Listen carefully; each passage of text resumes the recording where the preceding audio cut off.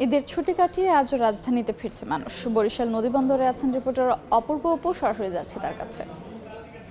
ঈদের ছুটি শেষ হয়েছে গতকাল শনিবার। আজকে থেকে সকল কর্মপ্রতিষ্ঠান খুলে গেছে, তবে এখনও অনেক মানুষই যারা গ্রামে এসেছিলেন, তারা যারা কর্মস্থলে যেতে পারেনি, তারা কিন্তু আজকে কর্মের তাগিদে নানানভাবেই রওনা হয়েছেন। আমি আছি এই মুহূর্তে বরিশাল নদীবন্দরে রয়েছি। আজকেও লঞ্চঘাটে দেখছি যে 6টি লঞ্চ ঢাকার উদ্দেশ্যে ছেড়ে যাবে।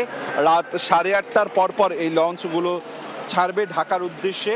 8:30 থেকে 9টার মধ্যে এক এক করে লঞ্চ 6টি ছাড়বে। গতকালকে গিয়েছিল ঢাকার উদ্দেশ্যে 12টি লঞ্চ, তবে আজকে যাত্রীচাপ যেহেতু কম রয়েছে সেজন্য 6টি লঞ্চ ঢাকার উদ্দেশ্যে যাবে। কিছুক্ষণ আগে বিআইডব্লিউটি এর কর্মকর্তারা বলেছেন যে গতকাল কি মূলত শেষ হয়ে গেছে যাত্রীচাপ, তবে আজকে বা আগামীকালকে পর্যন্ত এরকম কিছুটা থাকবে যাত্রী যারা নানানভাবে নানান কারণে যেতে পারেনি, তারা এখন ঢাকার উদ্দেশ্যে বা তার নিজ গন্তব্যে যাবেন।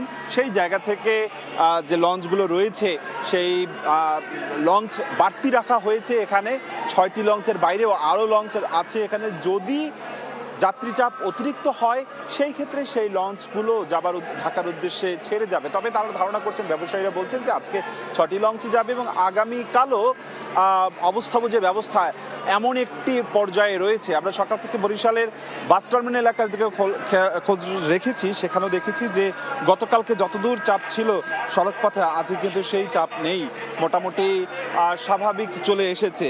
এবং এই যে যাত্রীরা আসছে, এখন বাজে বিকেল 6টা বাজে, এই যাত্রীরা আসলে এক এক করে এখন লঞ্চে উঠছে। রাত্র 8:30টার পর থেকে লঞ্চগুলো ছাড়া হবে। এগুলো আগামীকাল সকাল 5টা বা 6টার মধ্যে ঢাকার সদরঘাটে গিয়ে পৌঁছাবে। তো মোটামুটি স্বাভাবিকই রয়েছে বরিশাল নদীবন্দর। আমার কাছে সবশেষ এতটুকুই খবর ছিল। সরাসরি যুক্ত ছিলাম বরিশাল নদীবন্দরে।